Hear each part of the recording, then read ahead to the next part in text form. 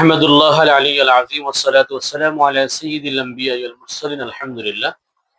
প্রিয় বন্ধুগণ, মাহে রমজানের ব্যাপারে আমরা কম বেশি সকলেই জানি, কিন্তু জিলহজ মাসের ব্যাপারে আমরা সকলেই উদাসীন থাকি।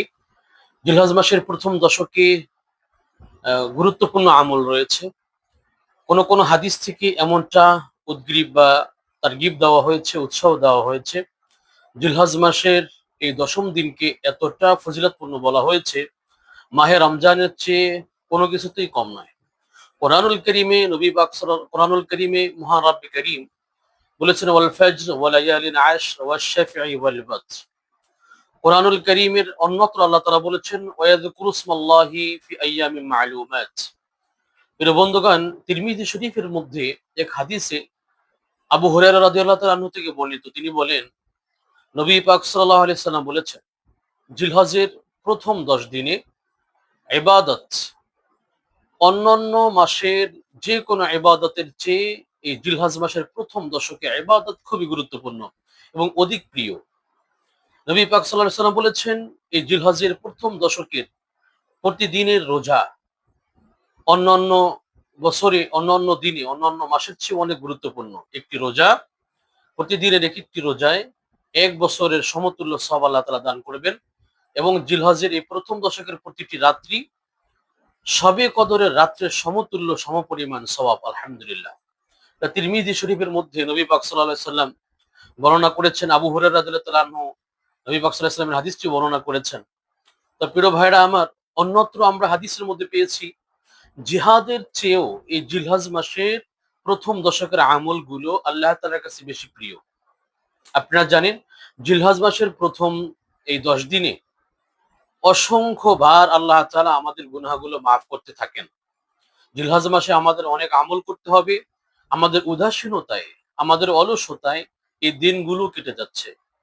আমরা কিভাবে 10 দিন কাটাবো? প্রথমে আমরা জেনে নেব ইনশাআল্লাহ। আমরা দিনের বেলাতে কোরআন তেলাওয়াত, নফল ইবাদা এবং রোজা রাখবো। জিলহজের চাঁদ ওঠা মাত্রই আমরা এই আমলগুলো শুরু করব।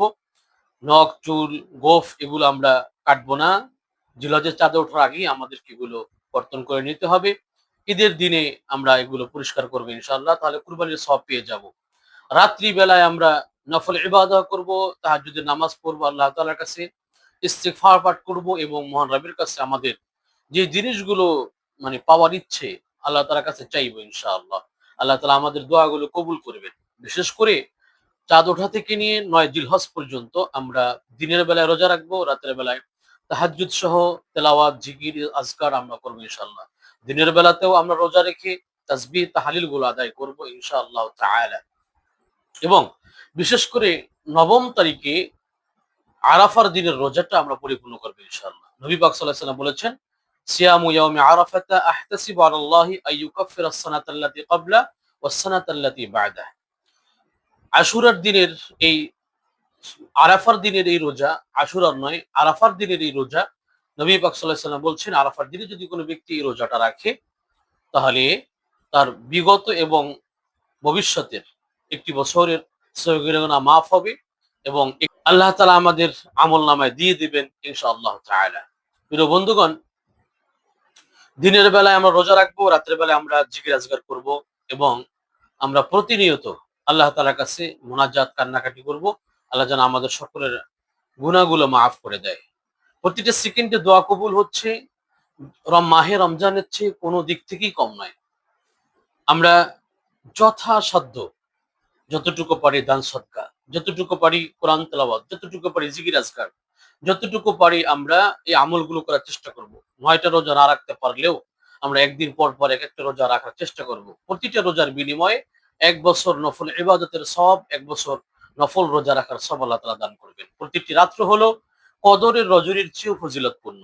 সুতরাং আল্লাহ তাআলা আমাদের সকলকে এই জিলহজের প্রথম 10 দিনের আমল করার তৌফিক দান করুন, আমিন। আসসালামু আলাইকুম ওয়া রাহমাতুল্লাহি ওয়া